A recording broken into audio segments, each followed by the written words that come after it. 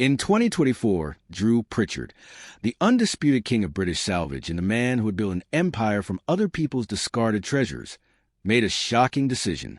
He sold everything he had worked for over decades. This wasn't merely an auction. It felt like a public execution of a life's work. Iconic fairground rides, vintage signs, and even, according to some rumors, items originating from Buckingham Palace. Over 620 pieces in total were sold for $800,000. But it wasn't about money. This auction marked a symbolic surrender. Years of personal struggles, extramarital relationships, divorce, being banned from local pubs, and the closure of his shop had drained him slowly and painfully. The sale was a final blow, the last visible sign of a man giving up the life he had painstakingly built. To understand why a man at the pinnacle of fame would auction away his life's work, we must first look at the boy who was shaped by hardship and curiosity. Born in 1970 in the small city of Conwy, North Wales, Drew grew up amid medieval castles in a household where money was always scarce. His family ran a tiny corner shop, struggling to make ends meet, but they instilled a sense of determination in him. By the age of 8, Drew's obsession with collecting had begun. While other children played, he explored flea markets and discarded items in local dumps. By 1978, he had amassed a collection of 500 bottle caps and coins, unique treasures that only he could appreciate. To neighbors, he was just a strange boy. But Drew had a ghost guiding him, his grandfather, a Second World War veteran, who had smuggled wartime relics from Europe and filled young Drew's mind with stories of hidden treasures and forgotten history. These tales lit a fire in Drew that would drive and spend his childhood rummaging through scrap piles, sometimes risking serious injury, and developing a deep fascination with restoration that would ultimately define his career. Drew's father, a sign painter, was his first teacher. As a young boy of 6, Drew watched his father create beautiful gold-lettered signs for local pubs. This exposure not only sparked his love for restoration, but also introduced him to the risks of his craft. In the 1980s, the toxic lead paint his father used caused lasting tremors in his health, a lesson in the dangers that lurked behind the art he admired. At 10, Drew began repairing broken toys in secret, often borrowing tools without permission, driven by a passion that felt like a compulsion. One accident involving a wind-up toy car required stitches and exposed him to toxic fumes, but his obsession was undeterred. By 12, Drew had repaired and sold around 50 items, a small but meaningful start to his lifelong pursuit. A family flood later destroyed much of their shop stock, but Drew heroically salvaged what he could. At school, he struggled academically, his dyslexia misunderstood as laziness or distraction. Unknown to his teachers, Drew was skipping over 100 lessons a year to pursue his true education, exploring abandoned slate quarries and discovering hidden World War II bunkers filled with relics. These dangerous adventures, coupled with his artistic talent, winning regional awards for drawings of ruined Victorian buildings, formed his real apprenticeship in life. Incidents like falling through rotten floors and breaking a bone, or severely burning his hands while restoring cars at a part-time job at 15, became milestones in his formative years. Each accident taught him resilience and the secret intricacies of restoration, shaping him into a young man who understood the value and fragility of history more deeply than most adults. By 20, he was operating internationally, traveling to France to acquire rare Art Deco lamps and returning home to triple his investment. Even failures, like a shipment of ceramics arriving broken, became opportunities as he creatively transformed them into new products, showcasing a combination of ingenuity and relentless determination that would become his trademark. By the early 1990s, Drew had become a fixture at local markets, selling mid-century furniture and restoring vintage pieces. With a modest loan of $2,000, he opened his first antique shop in Conwy in 1993. His early successes, such as uncovering rare William Morris stained glass from an abandoned church, showcase his eye for hidden treasures and his willingness to take risks that others would avoid. These high-stakes gambles made him a target for jealous competitors, forcing him to sharpen his business acumen while maintaining his passion for salvage. By the mid-1990s, he was acquiring items directly from demolition sites across the UK, often beating others to valuable artifacts moments before they were destroyed. His uncanny ability to spot historic value in seemingly ordinary debris became legendary, with profits sometimes doubling or tripling in a matter of days. However, these early successes were not without danger. Drew encountered live World War II bombs, fell through ceilings, and faced fines for collecting without proper permits. Yet, each incident strengthened his reputation as both a fearless salvager and a cunning entrepreneur. The 2000s brought even greater accomplishments. Drew expanded into industrial salvage, recovering factory lamps and machinery parts from across the UK, making profits exponentially higher than before. In 2002, a single project restoring 50 Art Deco lamps for a London hotel earned him $10,000, opening doors to high-end clients while exposing him to the murky underworld of counterfeit antiques and unscrupulous dealers. Rather than retreating, he pressed forward, using his newfound visibility to advocate for heritage preservation. His 2004 article, Salvaging Industrial Heritage, highlighted the destruction of 70% of the UK's industrial sites, earning him national recognition and a significant increase in traffic to the shop. Drew's efforts not only solidified his standing in the antiques world, but also contributed to the preservation of 12 historical sites, a tangible legacy of his dedication. In 2005, Drew bravely ventured into the digital marketplace, using eBay to sell antiques worldwide despite criticism from traditional dealers. His first major online sale, a 20th century pendulum clock found in a Welsh attic, fetched $5,000, validating his strategy and cementing his reputation as a modern innovator. He returned to his roots by collecting rare Welsh slate in pieces from local buildings, blending a personal mission with his business acumen. However, as his empire grew, so did the shadows over his personal life. Relationships became strained as he traveled constantly, and the pressures of fame began to erode the foundation of his marriage. By 2011, Salvage Hunters debuted on television, bringing Drew's life and work into millions of homes. The show's formula, risk, history, and dramatic salvaging captured public imagination. Despite a thriving career and an estimated net worth of $8 million by 2015, personal scandals, including extramarital affairs and public altercations, tarnished his reputation locally. Drew's professional empire endured, yet his private life was crumbling.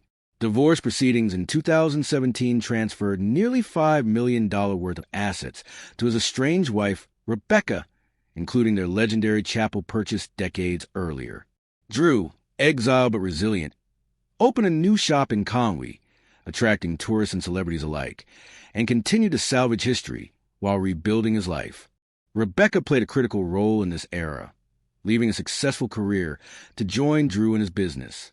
Her keen eye for valuable items increased profits by 30% and saved thousands in restoration costs. Together, they traveled internationally, finding treasures in Italy, France, and beyond.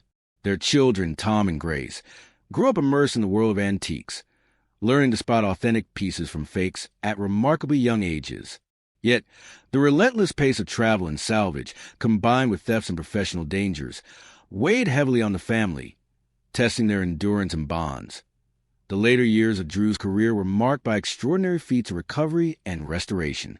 From uncovering letters from the American Revolution hidden in a chair to saving historic industrial machinery, Drew's life remained a mix of adventure, danger, and meticulous craft.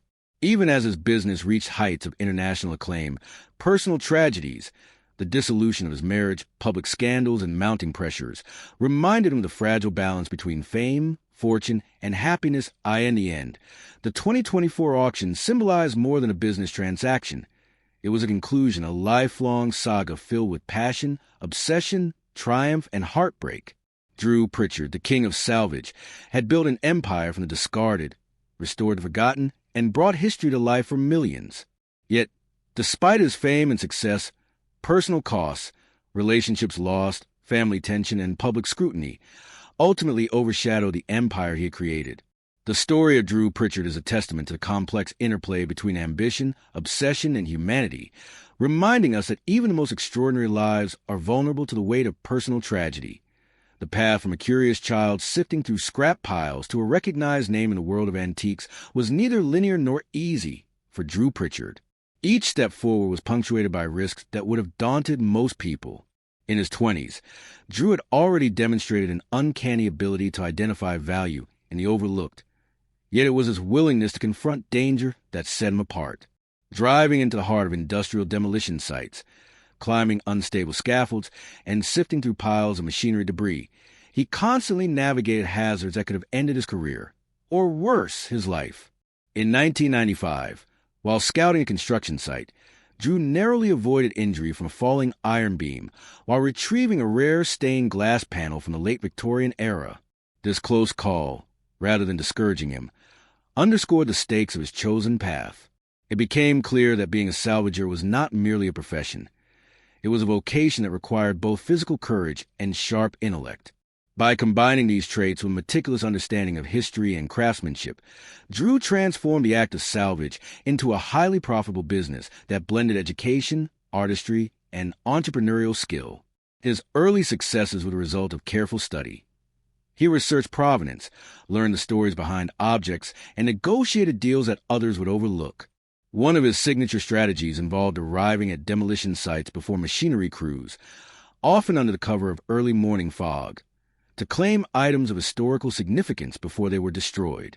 These high-risk acquisitions built not only his inventory, but also his reputation as someone who could consistently uncover treasures that others could not, earning him the title of King of Salvage in local circles. Yet, while Drew's professional ascent appeared impressive on the surface, it was accompanied by underlying tensions. His relentless pursuit of salvage meant long hours, frequent travel, and a life that few could understand. Relationships strained under the weight of his obsession, and early warnings of personal sacrifice began to manifest in subtle but significant ways. Friends noticed that Drew's focus on objects often eclipsed attention to people. Even family members struggled to compete with the allure of hidden treasures. Despite these challenges, Drew's intuition and fearlessness allowed him to build a business that operated across local and international boundaries. By 1990, he had expanded beyond Conwy, sourcing rare pieces from France, including Art Deco lamps and antique furniture, often navigating customs and international regulations with a combination of charm and careful strategy. What distinguished Drew was his ability to convert apparent losses into opportunities. Shipments arriving damaged or delayed were not setbacks but prompts for innovation. Broken ceramics were turned into mosaics. Damaged furniture restored and embellished. Each transformation representing both a creative triumph and a practical solution to maintain profitability. These early lessons shaped a philosophy that would define his career. Every piece of discarded or damaged history had potential value if approached with patience, knowledge, and imagination. As the 1990s progressed, Drew's reputation continued to expand. By age 23, his first shop in Conwy became a hub for collectors, historians, and enthusiasts who recognized his expertise. His early investments in rare stained glass and period furniture paid off both financially and in reputation. Despite these accomplishments, the salvager's life was never free from tension. Competition was fierce, and rival dealers occasionally sought to sabotage his efforts. Rumors of fraud and accusations of impropriety circulated, forcing Drew to constantly defend his integrity while simultaneously navigating the operational demands of a growing enterprise. Through it all, he remained committed to his principle of preservation. He salvaged not merely for profit, but to protect history from permanent destruction. This combination of vision, courage, and resilience laid the foundation for the national recognition that would come in the following decade, demonstrating that the path to success is often built on equal parts daring, skill, and a willingness to endure personal hardship. Drew's professional rise was matched by innovation and diversification. By the early 2000s, he expanded his expertise into industrial salvage, a field few dared to explore.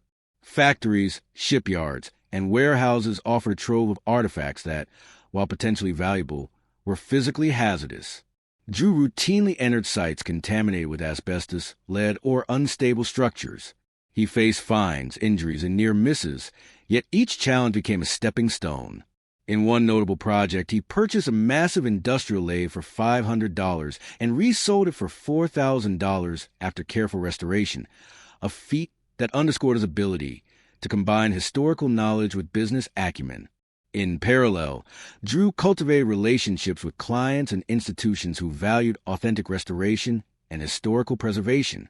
He learned that trust and credibility were as critical as risk tolerance, as dealing with valuable artifacts required assurance that items were legitimate, restored responsibly, and appropriately documented. During this period, Drew also confronted the darker side of the antiques trade. Counterfeit items and unscrupulous dealers presented constant threats, reminding him that his success depended on vigilance and meticulous verification. This awareness shaped his approach to collecting and sales, emphasizing provenance and careful documentation. It also influenced his public persona, as he sought to balance a reputation for daring salvage with one for professionalism and integrity. By 2004, Drew's influence extended beyond commerce. His article, Salvaging Industrial Heritage, highlighted the widespread destruction of historic industrial sites and elevated him from dealer to advocate. The national attention this brought reinforced the idea that his work was not merely about profit, but about cultural preservation. Drew's campaigns helped save several sites from demolition, a tangible achievement that highlighted his commitment to protecting history, even at personal or financial risk. This advocacy also reinforced his brand, attracting clients who valued ethical restoration and creating a niche that differentiated him from competitors. Drew's foray into online auctions in 2005 further exemplified his willingness to innovate. At a time when eBay was rife with fraud, he recognized an opportunity to expand his reach while maintaining control over provenance and quality. His first online sale, a carefully restored pendulum clock from a Welsh attic, fetched $5,000 and set the stage for a new era of international commerce. Online sales allowed Drew to scale his business without sacrificing the personal attention he gave to each item, bridging traditional salvage methods with modern technology. It also created exposure to a global audience, expanding both his customer base and reputation. Drew's approach demonstrated a nuanced understanding of risk and reward. While the internet was untested and sometimes treacherous, it offered unprecedented opportunities for profit and cultural impact. Yet, even as his career flourished, the personal cost became increasingly apparent. Travel, high-stakes negotiations, and the physical demands of salvage left little room for family life or rest. Tensions with Rebecca, his wife, began to emerge as the pressures of professional ambition collided with domestic responsibilities. Despite shared successes, including international acquisitions and profitable sales, Drew's obsession with salvage and restoration placed strain on relationships, foreshadowing challenges that would intensify in the following decade. By 2011, Drew Pritchard had reached a turning point that would elevate him from a respected salvager to a household name. The BBC commissioned Salvage Hunters, a program chronicling his adventures in uncovering, restoring, and selling unique antiques.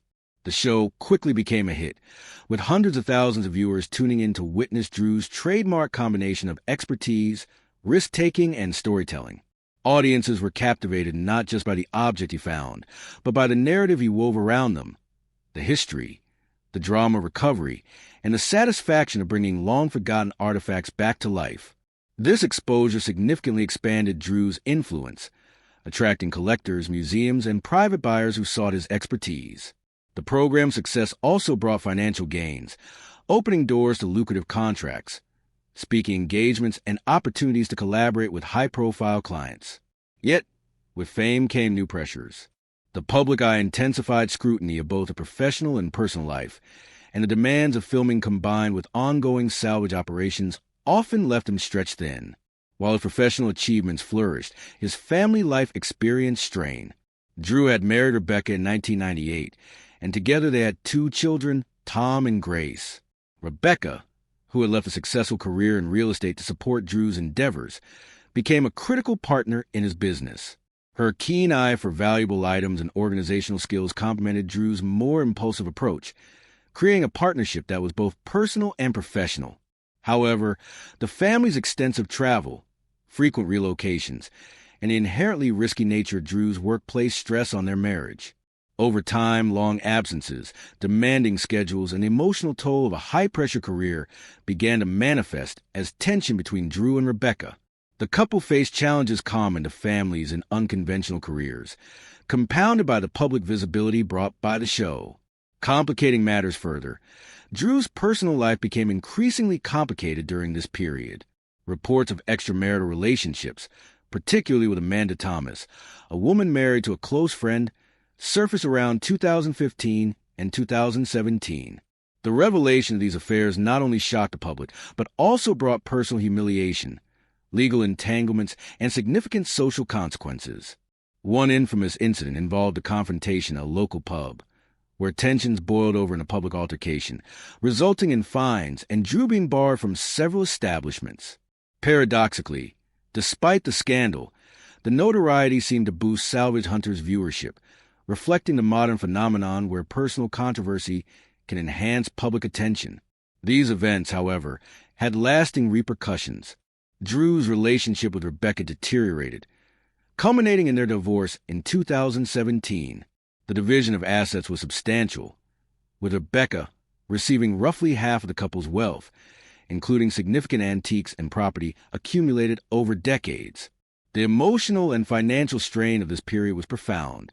Drew continued to work tirelessly, reopening a new shop in Conway and maintaining the day-to-day operations of his salvage empire, but the personal costs were undeniable. The children, Tom and Grace, were raised amidst the complexities of a high-profile salvage business, learning firsthand the distinction between authentic antiques and forgeries, yet also experiencing the stress of parental separation, public attention, and constant travel. Despite these challenges, Drew remained committed to his craft. He launched a book detailing his methods, experiences, and philosophy, which became a modest success and reaffirmed his authority in the antiques community. However, financial pressures persisted, particularly after the divorce, leading Drew to return to hands-on salvage work and online auctions, his roots, despite the physical toll it took on him. By 2023, Drew's business was reported to be worth $9 million, reflecting both his acumen and resilience, but the personal sacrifices he had endured were stark reminders of the toll exacted by fame, ambition, and relentless pursuit of passion. This period set the stage for the momentous decision in 2024, the auctioning of his extensive collection. What began as a professional showcase of rare and valuable artifacts became a deeply personal act, a public culmination of decades of work, triumph, and personal struggle. It was not merely a financial transaction, but a symbolic farewell to a chapter of his life, an acknowledgement of the personal and emotional debts accumulated over years of relentless dedication to salvage and restoration. The auction of over 620 pieces, including furniture, vintage signs, and reportedly items connected to Buckingham Palace, was both a spectacle and a catharsis. Priced at $800,000 collectively, the sale was not primarily about money, but a release of decades of effort, obsession, and personal turmoil, signaling a poignant moment in the life of a man whose identity had been inseparable from the treasures he recovered. In 2024, Drew Pritchard made a decision that shocked both fans and collectors alike. He auctioned off the vast majority of his personal collection, a treasure trove accumulated over decades of salvaging, restoring. The sale included more than 620 items, ranging from vintage furniture and industrial machinery to rare curiosities, and reportedly some object with ties to Buckingham Palace. The total value of the auction reached $800,000, a sum impressive in itself, but insignificant compared to the emotional weight of what was being relinquished. For Drew, the auction was not primarily a financial transaction. It was a deeply symbolic act, representing the culmination of a lifetime spent in pursuit of preservation, history, and the thrill of the find. Each piece in the sale had a story, a memory, a connection to the formative experiences that shaped him. The Baroque chairs, the antique signs, the salvaged lamps and motors, all were fragments of a life spent chasing beauty amidst decay, risk amidst reward.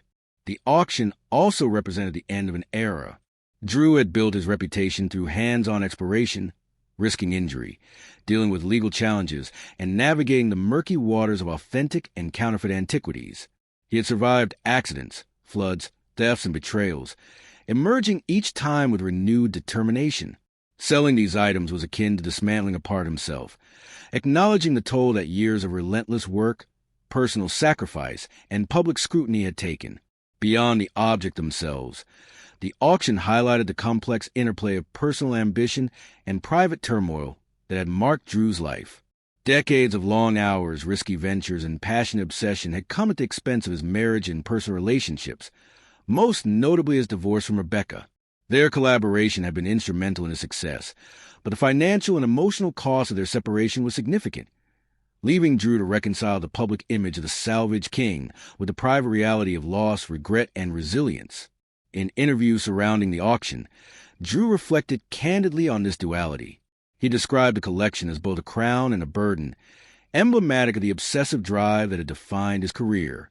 Each object sold was a reminder of the lessons learned from early mishaps in his youth, the guidance of mentors, and the triumphs and failures that had forged him into a man the public now admired. The auction itself was a spectacle, drawing collectors, enthusiasts, and curious onlookers alike.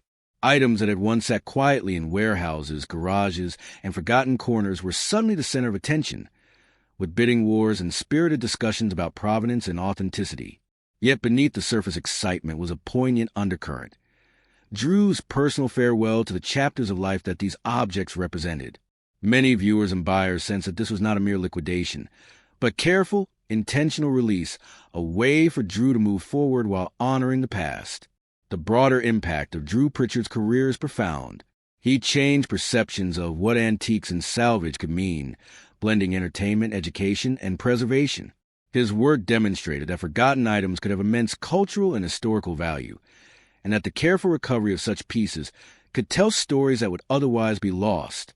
The auction, in many ways, solidified his legacy, reminding the world that the life of a salvager is more than commerce. It is a testament to curiosity, courage, and devotion. Despite the personal hardships, Drew remains a figure of inspiration, embodying the belief that passion, when pursued relentlessly, can shape both personal identity and cultural heritage. As the gavel fell on the final items, the symbolism was clear. The sale was not the end of Drew's story, but a transition, a chance to reflect on decades of achievement while embracing new possibilities. He had given the world access to pieces of history he had rescued, educated countless viewers about the importance of preservation, and inspired a new generation of collectors and restorers. The 2024 auction will be remembered not just as a commercial event, but as a milestone in the life of a man who dedicated himself to uncovering beauty in the discarded, finding value in forgotten, and leaving a lasting imprint on the world of antiques. In releasing these treasures, Drew Pritchard offered a rare insight into the human side of collecting. The risks taken, the personal sacrifices made, and the emotional resonance that objects can carry. While the items found new homes, the stories they embodied remain inseparable from Drew himself, a reminder that the true measure of a salvage hunter lies not in monetary gain, but in the life lived, the history preserved, and the legacy left behind for generations to come. In this light, the auction was not an ending, but a celebration, a powerful testament to a life forged in passion, perseverance, and an unyielding love for the treasures of the past. IN 2024, Drew Pritchard, the undisputed king of British salvage and antiques, made a move that stunned the world. He auctioned off his entire collection. This was not merely a sale. It was a dismantling of a lifetime of work, a public farewell to the empire he had built from discarded treasures. Over 620 items went under the hammer, from vintage signs and fairground rides to, according to rumors, pieces once belonging to Buckingham Palace. The collection alone, curated with painstaking care over decades, sold for